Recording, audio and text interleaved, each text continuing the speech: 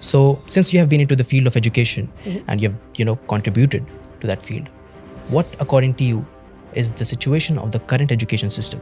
Okay, very interesting question, and this might take like 5 minutes for me to answer this No question. worries, all yours.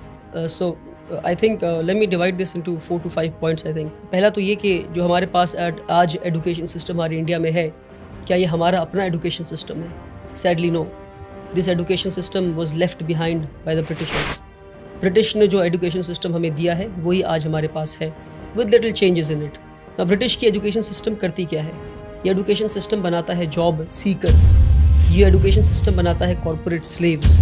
तो British ने एक ऐसा education system लाया, ऐसे लोग मिल सके जो उनको क्वेश्चन ना कर सके, ऐसे लोग मिल सके जो क्रिटिकल थिंकिंग ना कर सके। तो ब्रिटिश की एजुकेशन सिस्टम आपको कॉर्पोरेट स्लेव्स बनाती है, ब्रिटिश की एजुकेशन सिस्टम हमें जॉब सीकर्स बनाती है। But India today needs job providers.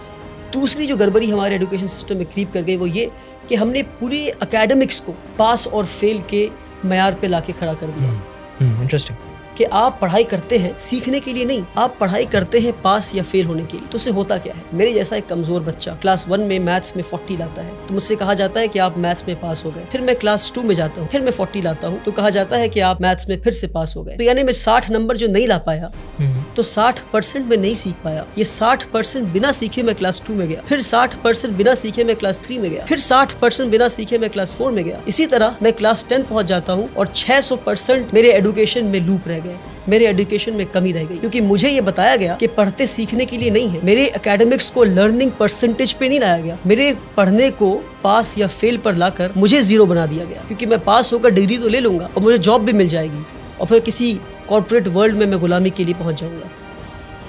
तो एकेडमिक्स को पास और फेल से निकालना होगा बाहर हमें और लर्निंग परसेंटेज पे लाना होगा। किसी ने 40 लाया तो 40% सीखा आपने, 60% नहीं सीखा आपने। सीखे फिर आगे बढ़े, जितना सीख सकते हैं सीखे अपने कैलिबर के हिसाब से, फिर आगे बढ़े। अगर आप 99 लाते हैं तो 99% सीखा आपने, आप टॉप नहीं कर गए, 99% सीखा आपने, 1% अभी भी नहीं सीखा आपने।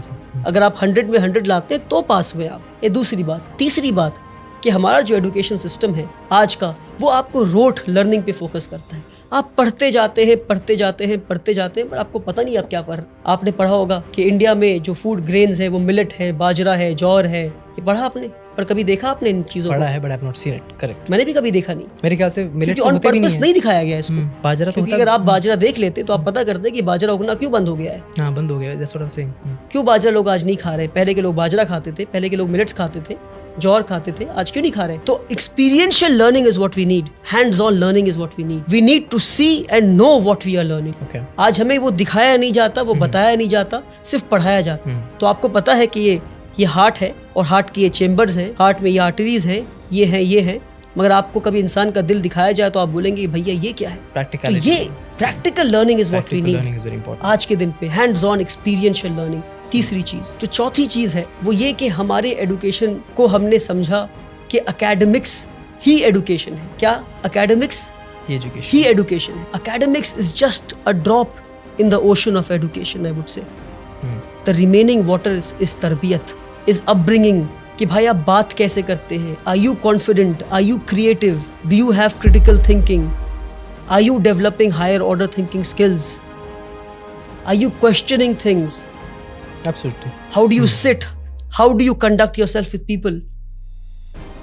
ये सारी चीजों को छोड़कर हर चीज को एकेडमिक्स पे ले आया।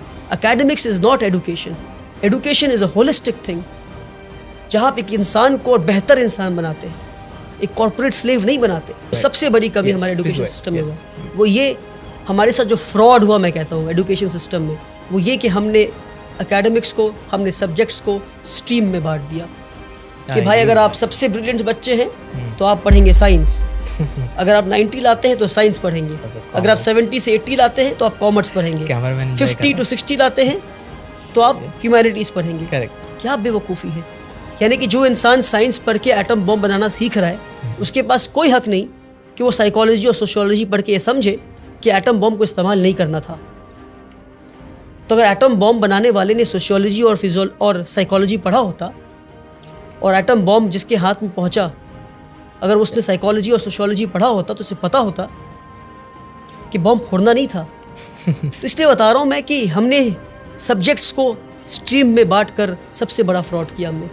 One of my favorite points. कि क्या मैं आखिरी फिजिक्स point. बहुत अच्छा point. सोशियोलॉजी के साथ नहीं पढ़ सकता? क्या मैं केमिस्ट्री हिस्ट्री के साथ नहीं पढ़ सकता? क्यों नहीं पढ़ सकता? अच्छा, कि अगर मैं आखिरी बात, अगर मैं साइंस पढ़ रहा हूँ मैं, तो क्या मेरे पास हक नहीं कि मैं अकाउंट्स भी पढ़ूँ मैं? तो आज जरूरी है मल्टी डिसिप्लिनरी लर्निंग का। But you're an expert of one thing. If people ask that, what would you say? You can have majors and minors. Yes, that's the answer. You need to have the hang of almost all the subjects. Makes sense. You need to learn accountancy. You need to know economics. You need to know history. You need to know sociology. You need to know psychology. You can be an expert of history, but you need to know the basics of physics. पर हमारे साथ ये fraud किया गया। आप physics पढ़ेंगे पर आप हिस्ट्री नहीं पढ़ सकते, आप सोशियोलॉजी पढ़ेंगे पर आप केमिस्ट्री नहीं पढ़ सकते। क्यों किया हमारे साथ ये फ्रॉड आपने? क्यों? क्योंकि आपको कॉर्पोरेट स्लेव्स चाहिए थे। आपको इजी वे बच्चों को देना था कि भाई ये पढ़ो, नंबर लाओ, पास हो, टॉपर बनो, आके हमें सर्व करो। सैडली